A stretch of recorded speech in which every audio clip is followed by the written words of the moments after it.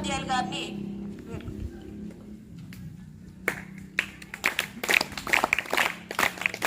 2021 విద్యా సంవత్సరానికి గాను సమదుస్తుల పంపిణీ కార్యక్రమానికి విచ్చేసినటువంటి మన గౌరవ అతిథులు శ్రీ నేమూరి సత్యనారాయణ గారు, ఎంపీటీసీ శ్రీ పడాల మమతా రాజిరెడ్డి గారు, శ్రీ ఎంపీటీసీ శ్రీ తిమ్మని రాములు గారు, శ్రీ గడ్డ మహేష్ పాఠశాల యాజమాన్య కమిటీ చైర్మన్ గారు, Shri JD Suman Lions Club Ibrahimpatnam secretary గారు,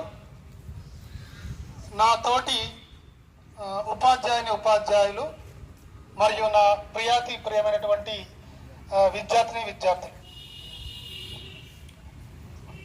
దాదాపు నా సర్వీసులో 25 సంవత్సరాల నా యొక్క సర్వీసులో అత్యంత దరిద్రమైనటువంటి అకాడమిక్ ఇయర్ ఇది. ఎందుకంటే ఇంత వరస్ట్గా నేను ఎప్పుడు కూడా గడిపిన సందర్భాలు లేవు. అయితే ఈ కరోనా మహమ్మారి గురించి కొన్ని కఠోర సత్యాలు ప్రపంచం గుర్తించింది, తర్వాత మేధావులు గుర్తించారు. ఇది నిజంగా చాలా కష్టకాలం. ఈ కష్టకాలంలో మనకు ఆత్మవిశ్వాసం అనేది చాలా ముఖ్యం. తర్వాత ప్రతి చిన్న అవకాశాన్ని ఏ విధంగా ఉపయోగించుకోవాలనేది మనం నేర్చుకోవాల్సినటువంటి తరుణం ఇది. స్కూల్ లేదు, తర్వాత ఇంతకుముందు సెల్ ఫోన్లు ఇవ్వలేదు, ఇప్పుడు ఫుల్ సెల్ ఫోన్లు ఇస్తున్నారు. మాకు చాలా స్వేచ్ఛ వచ్చింది. ఈ విధంగా ఉంటేనే బాగుంటుంది అనే ధోరణి కాకుండా నిజానికి ఆన్లైన్లో అనుకున్నటువంటి ఫలితాలు ఏవైతే ఉన్నాయో రావడం లేదు. ఎప్పటికప్పుడు ప్రభుత్వం ఈ యొక్క విధాన్ని సమీక్షిస్తూ నవంబర్లో అన్నారు, డిసెంబర్లో అన్నారు, జనవరిలో అన్నారు స్కూల్ స్టార్ట్ చేద్దామని చెప్పేసి.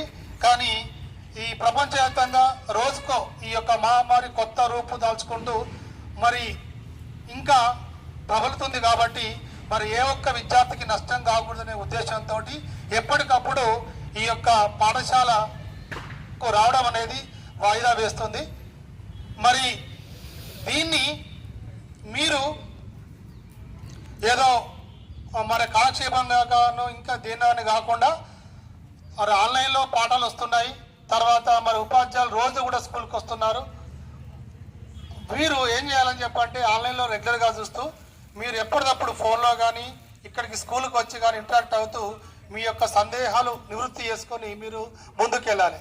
లేకపోతే భవిష్యత్తు ఇంకా అంధకారంగా చాలా ఘోరంగా ఉంటుంది. ఎవరు కూడా దీన్ని ఏదో కాలక్షేపంగా తీసుకోకూడదు. చాలా విషయాలు నేర్చుకోవాలి. ప్రతి అవకాశాన్ని వినియోగించుకోవాలి. వినియోగించుకున్నప్పుడే భావితరాల్లో పోటీతత్వంలో మనం ముందుంటాము. లేకపోతే ఈ పరిస్థితుల్లో ఇంకా అధోగతి పాలవుతాం. కాబట్టి మీ అందరూ కూడా అన్నీ చదువుతారా చెప్పండి. సెలవులు అనేటి ఎవరికి ఏ ఒక్క విద్యార్థికి ఏం కాకూడదనే ఉద్దేశంతో ఈ యొక్క ఇంటికా నుంచి చదువుకోమని చెప్పి గవర్నమెంట్ చెప్పింది అని చెప్పి చదువుకోకుండా అవ్వకోవడం కాదు, పని చేయకుండా అవ్వకోవడం కాదు. మనల్ని మనం కాపాడుకుంటూ మనం పని చేసుకోవాలి. దానికోసం ఉద్దేశించింది. కాబట్టి